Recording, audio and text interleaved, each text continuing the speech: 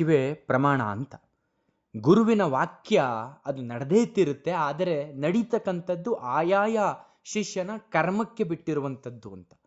ಗುರುನಾಥರು ಯಾವಾಗಲೂ ಒಂದು ಮಾತು ಹೇಳ್ತಾ ಇದ್ರು, ಗುರು ಅಂತ ಕರೀಲಿಕ್ಕೆ ಮೊದಲು ನೀನು ಸುಮಾರು ಪರೀಕ್ಷೆಯನ್ನ ಮಾಡಿ ಒಪ್ಕೊಂಡು ಆಮೇಲೆ ನಿನಗೆ ತೃಪ್ತಿ ಆದರೆ, ನಿನ್ನ ಮನಸ್ಸಿಗೆ ಒಪ್ಪಿಗೆ ಆದರೆ ಮಾತ್ರ ನೀನು ಗುರು ಅಂತ ಕರೆಯಯ್ಯ. ಒಂದು ಸಾರಿ ನೀನು ಗುರು ಅಂತ ಕರೆದ ಮೇಲೆ ಮತ್ತೆ ನೀನು ಗುರುವನ್ನ ಪರೀಕ್ಷೆ ಮಾಡೋದಿಕ್ಕೆ ಅಧಿಕಾರ ಇರೋದಿಲ್ಲ. ಗುರು ಏನ್ ಮಾಡಿದ್ರು ಏನ್ ಹೇಳಿದ್ರು ನೀನು ಮಾಡಬೇಕಾಗತ್ತೆ ಅಂತ ಇದ್ರು. ಹಂಗೆ ಇವತ್ತಿನ ವಿಡಿಯೋದಲ್ಲಿ ಗುರುನಾಥರ ಜೀವಿತಾವಧಿಯಲ್ಲಿ ಒಬ್ರು ಕೊಪ್ಪದ ಸಮೀಪದಲ್ಲಿರ್ತಕ್ಕಂತಹ ಒಂದು ಕುಗ್ರಾಮದ ಒಬ್ಬ ವ್ಯಕ್ತಿಗೆ ಜೊತೆಗೆ ಜಾಸ್ತಿ ಪವಾಡಗಳನ್ನ ಮಾಡಿಸ್ತಾ ಇದ್ರು. ಆ ವಿಚಾರಗಳನ್ನ ಇವತ್ತಿನ ಈ ವಿಡಿಯೋದಲ್ಲಿ ತಿಳ್ಕೊಳ್ಳೋಣ. ಕೊಪ್ಪ ಸಮೀಪದ ಒಂದು ಹಳ್ಳಿಯೊಂದರಲ್ಲಿ ಒಬ್ಬ ವ್ಯಕ್ತಿ ಬ್ಯಾಂಕ್ನಲ್ಲಿ ಕೆಲಸವನ್ನ ಮಾಡ್ತಾ ಇದ್ರು. ಆ ಬ್ಯಾಂಕ್ನಲ್ಲಿ ಕೆಲಸ ಮಾಡ್ತಾ ಇರ್ತಕ್ಕಂತಹ ವ್ಯಕ್ತಿಯ ಮೂಲಕವೇ ಗುರುನಾಥರು ಹೆಚ್ಚು ಪವಾಡಗಳನ್ನ ಆ ವ್ಯಕ್ತಿ ಮೂಲಕ ಮಾಡಿಸ್ತಾ ಇದ್ರು. ಗುರುನಾಥರಿಗೆ ಇವರು ತುಂಬಾ ಹತ್ರದವರು, ಪರಮಾಪ್ತರು ಅಂತಲ್ಲ, ಆದರೆ ಹೆಚ್ಚಿನ ಪವಾಡಗಳನ್ನ ಮಾಡಿಸ್ಬೇಕು ಅನ್ನುವಂಥದ್ದು ದತ್ತಾತ್ರೇಯನ ಆಜ್ಞೆಯಾಗಿದೆ, ಆದೇಶ ಆಗಿದೆ. ಆ ಕಾರಣಕ್ಕಾಗಿ ನಾನು ಅವ್ರ ಮೂಲಕವೇ ಹೆಚ್ಚಿನ ಪವಾಡಗಳನ್ನ ನಾನು ಮಾಡಿಸ್ತಾ ಇದ್ದೀನಿ ಕಣಯ್ಯ ಅಂತ ಯಾರೋ ಒಬ್ಬ ವ್ಯಕ್ತಿಗಳು, ಯಾಕೆ ಅವ್ರ ಹತ್ರನೇ ಪವಾಡವನ್ನ ಮಾಡಿಸ್ತೀರಾ, ನಮ್ಮ ಕೈಲೂ ಮಾಡಿಸ್ಬೋದಲ್ಲ ಅಂತ ಕೇಳಿದ ಪ್ರಶ್ನೆಗೆ ಗುರುನಾಥರು ಹೇಳಿದಂತಹ ಉತ್ತರ ಇದು.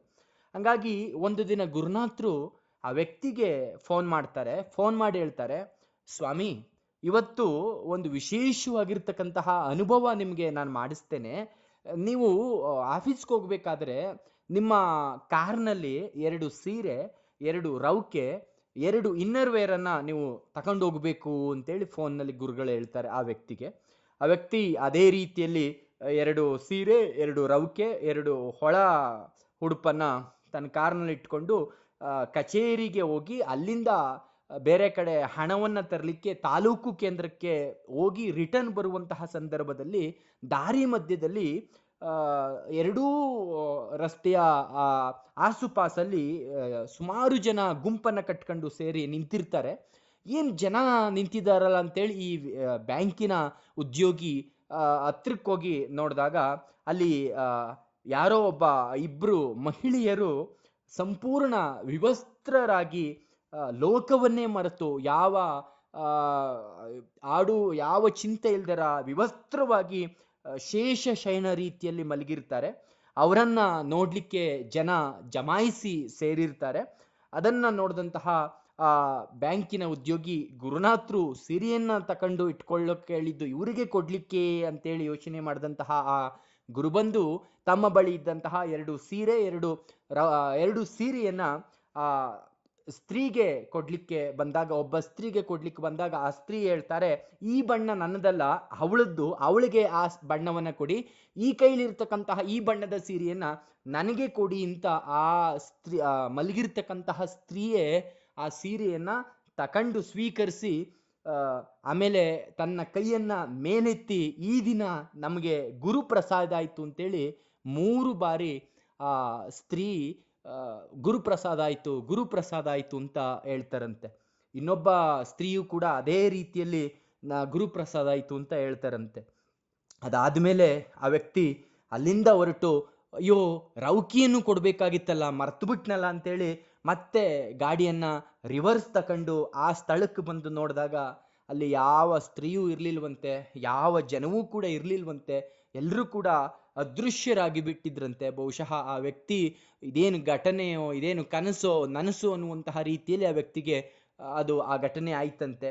ಅದು ನೇರ ಮೇನ್ ರೋಡ್ ಆಗಿದ್ದು, ಅಲ್ಲಿ ಯಾರು ನಡ್ಕೊಂಡು ಹೋಗಿದ್ರು ಕೂಡ ಅಲ್ಲಿ ಕಾಣಿಸ್ಬೇಕಾಗಿತ್ತು. ಆ ಕಡೆ ಈ ಕಡೆಗೆ ರಸ್ತೆಯ ಆ ಕಡೆ ಈ ಕಡೆಗೆ ಏನೂ ಬೇರೆ ಹೋಗ್ಲಿಕ್ಕೆ ಸಾಧ್ಯ ಇಲ್ಲದೆ ಇರೋದ್ರಿಂದ ನೇರವಾಗಿ ಅಲ್ಲೇ ಇರಬೇಕಿತ್ತು ಅಥವಾ ಮುಂದೆ ಹೋಗಿರ್ಬೇಕಾಗಿತ್ತು. ಆದರೆ ಯಾರೂ ಕೂಡ ಗೋಚರಿಸ್ಲಿಲ್ವಂತೆ. ಇದೆಲ್ಲವೂ ಕೂಡ ಗುರುವಿನ ಲೀಲೆ ಅಂತೇಳಿ ಆ ವ್ಯಕ್ತಿ ಅಲ್ಲಿಂದ ಮುಂದಕ್ಕೆ ಆಫೀಸ್ಗೆ ಬರ್ತಾರೆ. ಅದಾದ ಸ್ವಲ್ಪ ದಿನಗಳ ನಂತರ ಇನ್ನೊಂದು ದಿನ ಗುರುನಾಥರು ಫೋನ್ ಮಾಡ್ತಾರೆ ಅದೇ ಗುರುಬಂಧುವಿಗೆ. ಫೋನ್ ಮಾಡಿ ಹೇಳ್ತಾರೆ, ಈ ದಿನ 3 ಸಕ್ಕರೆ ಪೊಟ್ಟಣ, ಅದರ ಜೊತೆಗೆ ಮಕ್ಕಳು ಬಳಸ್ತಕ್ಕಂತಹ ಟೇಪು, ಬಳೆ, ಹಾಟಿಕೆಗಳನ್ನ ನಿನ್ನ ಜೊತೆಗೆ ನೀನು ತಕೊಂಡೋಗಯ್ಯ ಅಂತೇಳಿ ಹೇಳ್ತಾರೆ. ಅದೇ ರೀತಿಯಲ್ಲಿ ಸಕ್ಕರೆ ಪೊಟ್ಟಣ, ಮಕ್ಕಳ ಆಟಿಕೆಗಳನ್ನ ತಕೊಂಡು ಆ ವ್ಯಕ್ತಿ ಕಚೇರಿಗೆ ಹೊರಟು ಇನ್ನೇನೋ ಕಚೇರಿ ಹತ್ರದಲ್ಲಿ ಇದೆ ಎನ್ನುವಂತಹ ಸಂದರ್ಭದಲ್ಲಿ ಒಂದು ಸೇತುವೆಯ ಸಮೀಪ 3 ಜನ ಉತ್ತರ ಭಾರತದ ಸನ್ಯಾಸಿಗಳು ಹೋಗ್ತಾ ಇರ್ತಕ್ಕಂಥದ್ದನ್ನ ಈ ಗುರುಬಂಧು ನೋಡ್ತಾರೆ. ಆ ಗುರುಬಂಧು ಆ ಸನ್ಯಾಸಿಗಳತ್ತ ನಡೀತಾರೆ. ಆಗ ಇವರ ಕೈಯಲ್ಲಿರ್ತಕ್ಕಂತಹ ಸಕ್ಕರೆ ಪೊಟ್ಟಣವನ್ನ ಕಂಡಂತಹ ಆ ಉತ್ತರ ಭಾರತದ ಸನ್ಯಾಸಿಗಳು ಆ ಸಕ್ಕರೆ ಪೊಟ್ಟಣವನ್ನ ತಾವಾಗಿಯೇ ಕೊಡಿ ಅಂತೇಳಿ ಕೈ ಚಾಚಿ ತಾವೇ ಆ ಸಕ್ಕರೆ ಪೊಟ್ಟಣವನ್ನ ಈಸ್ಕೋತಾರೆ. ಇವರು ಸಕ್ಕರೆ ಪಟ್ಟಣವನ್ನ ಈಸ್ಕೊಂಡು ಈ ಸಕ್ಕರೆ ಪೊಟ್ಟಣವನ್ನ ಪಡಿಲಿಕ್ಕೆ ನಾವು ಅದೆಷ್ಟೋ ಕಾಲದಿಂದ ಪ್ರಯತ್ನವನ್ನ ಪಡ್ತಾ ಇದ್ವಿ, ಇವತ್ತು ನಮ್ಮ ಜೀವನ ಸಾರ್ಥಕ ಆಯಿತು ಅಂತೇಳಿ ಆ ವ್ಯಕ್ತಿ ಆ ಸನ್ಯಾಸಿಗಳು ಹೇಳ್ತಾರೆ. ಆಮೇಲೆ ಇಲ್ಲ ಉಳಿದಿರ್ತಕ್ಕಂತಹ ಆ ಮಕ್ಕಳ ಆಟಿಕೆಗಳು ಜೊತೆಗೆ ಆ ಟೇಪನ್ನ ಅಲ್ಲೇ ಪಕ್ಕದಲ್ಲಿರ್ತಕ್ಕಂತಹ ಮಕ್ಕಳಿಗೆ ಕೊಡಿ ಅಂತೇಳಿ ಕೈ ಮುಗಿದು ಆ ಸನ್ಯಾಸಿಗಳು ಮುಂದೆ ಹೋಗ್ತಾರಂತೆ. ಆಮೇಲೆ ಸ್ವಲ್ಪ ದೂರ ಹೋಗಿ ಮತ್ತೆ ಇವ್ರು ಇದಾರಾ, ಇವ್ರು ಇಲ್ವಾ, ಇವ್ರು ಯಾರು ಅಂತೇಳಿ ಪರೀಕ್ಷೆನ ಮಾಡ್ಲಿಕ್ಕೆ ಆ ಗುರುಬಂಧು ಹೋಗಿ ನೋಡಿದಾಗ ಆ ಸನ್ಯಾಸಿಗಳು ಯಾರು ಕೂಡ ಅಲ್ಲಿ ಇರ್ಲಿಲ್ವಂತೆ. ಇದನ್ನೆಲ್ಲ ನೋಡಿದಾಗ ಗುರುನಾಥರು ಹೇಳ್ತಾ ಇದ್ದಂತಹ ಮಾತು ನೆನಪಾಗುತ್ತೆ. ನಾನು ನಿಮ್ಮ ಹತ್ರ ಇದ್ದೀನಿ ಅನ್ನೋದ್ರಿಂದ ನಿಮಗೆ ನನ್ನ ಬೆಲೆ ಗೊತ್ತಾಗ್ತಾ ಇಲ್ಲ ಕಣ್ರಯ್ಯ. ನನ್ನನ್ನು ನೋಡ್ಲಿಕ್ಕೆ ಹಿಮಾಲಯದಲ್ಲಿ ಸುಮಾರು ಜನ ನನಗೋಸ್ಕರ ಕಾಯ್ತಾ ಇದ್ದಾರೆ. 150 ಜನ ಶಿಷ್ಯರು ನನಗೋಸ್ಕರ ಹಲವಾರು ವರ್ಷಗಳಿಂದ ಕಾಯ್ತಾ ಇದ್ದಾರೆ ಗೊತ್ತೇಂದ್ರಯ್ಯ. ನಾನು ಸುಲಭವಾಗಿ ಸಿಕ್ಕಿದ್ದೀನಿ ಅಂತ ನಿಮಗೆ ಉದಾಸೀನ ಜಾಸ್ತಿ ಕಣ್ರಯ್ಯ ಅನ್ನುವಂತಹ ಗುರುನಾಥರ ಮಾತು ನಮಗೆ ಈ ಸಂದರ್ಭದಲ್ಲಿ ನೆನಪಾಗುತ್ತೆ. ಹಂಗೆ ಇನ್ನೊಂದು ಸಂದರ್ಭದಲ್ಲಿ ಗುರುನಾಥರು ಆ ಗುರುಬಂಧುವಿಗೆ ಫೋನ್ ಮಾಡಿ ಹೇಳ್ತಾರೆ, ಅಯ್ಯ ಇವತ್ತು ನೀನು 2 kg ಸಕ್ಕರೆಯನ್ನ ತಕೊಂಡೋಗಯ್ಯ ಅಂತೇಳಿ. ಅದೇ ರೀತಿಯಲ್ಲಿ 2 kg ಸಕ್ಕರೆಯನ್ನ ಈ ವ್ಯಕ್ತಿ ತಗೊಂಡೋಗುವಂತಹ ಸಂದರ್ಭದಲ್ಲಿ ದಾರಿ ಮಧ್ಯದಲ್ಲಿ ಅಯ್ಯಪ್ಪ ಮಾಲೆಯನ್ನ ಹಾಕಿಸ್ಕೊಂಡಿರ್ತಕ್ಕಂತಹ ಮಾಲಾಧಾರಿಯೊಬ್ರು ಪ್ರಸಾದವನ್ನ ತಯಾರಿಸ್ಲಿಕ್ಕೆ ಸಕ್ಕರೆ ಮರೆತು ಇಲ್ಲೆಲ್ಲಾದ್ರೂ ಸಕ್ಕರೆ ಸಿಗುತ್ತಾ ಅಂತೇಳಿ ಸಕ್ಕರೆಗಾಗಿ ಹುಡುಕ್ತಾ ಇರ್ತಾರಂತೆ. ಆಗ ಈ ಗುರುಬಂಧು ಮಧ್ಯದಲ್ಲಿ ಸಿಕ್ಕಿ ವಿಚಾರಿಸಿದಾಗ ಸಕ್ಕರೆಗಾಗಿ ಅವರು ಹುಡುಕ್ತಾ ಇರುವಂಥದ್ದು ಗೊತ್ತಾಗುತ್ತೆ. ಆಗ ಅವರು ತಮ್ಮ ಬಳಿ ಇದ್ದಂತಹ 2 kg ಸಕ್ಕರೆಯನ್ನ ಆ ಅಯ್ಯಪ್ಪ ಮಾಲಾಧಾರಿಗಳಿಗೆ ಕೊಡ್ತಾರೆ. ಆಗ ಅಯ್ಯಪ್ಪ ಮಾಲಾಧಾರಿಗಳು ಆ ಸಕ್ಕರೆಯನ್ನ ಪಡ್ಕೊಂಡು ಆಶ್ಚರ್ಯ ಪಡ್ತಾರೆ. ನಡು ರಸ್ತೆಯಲ್ಲಿ ಸಕ್ಕರೆ ನಮಗೆ ಸಿಕ್ಕಿರುವಂಥದ್ದು ಅದೊಂದು ಅದ್ಭುತ ಅಂತೇಳಿ ಅವರು ಆಶ್ಚರ್ಯ ಆಗ್ತಾರಂತೆ. ಹಂಗೆ ಪವಾಡಗಳನ್ನ ಹೇಳ್ತಾ ಹೊರಟ್ರೆ ಬಹುಶಃ ಪವಾಡಗಳು ಸಮಯವೇ ಸಾಕಾಗ್ಲಿಲ್ಲ ಅನ್ಬೋದು. ಆದರೆ ಗುರು ತನ್ನನ್ನು ನಂಬಿರ್ತಕ್ಕಂತಹ ಭಕ್ತರಿಗೆ ಯಾವ ರೂಪದಲ್ಲಾದ್ರೂ ಕೂಡ ಆತ ಸಹಾಯವನ್ನ ಮಾಡೇ ಮಾಡ್ತಾನೆ. ಆದರೆ ಗುರುವನ್ನ ನಂಬಬೇಕು, ಗುರುವಿನ ಮೇಲೆ ಅಪಾರವಾಗಿರ್ತಕ್ಕಂತಹ ನಂಬಿಕೆ, ಶ್ರದ್ಧೆ ಎನ್ನುವಂಥದ್ದಿರಬೇಕು.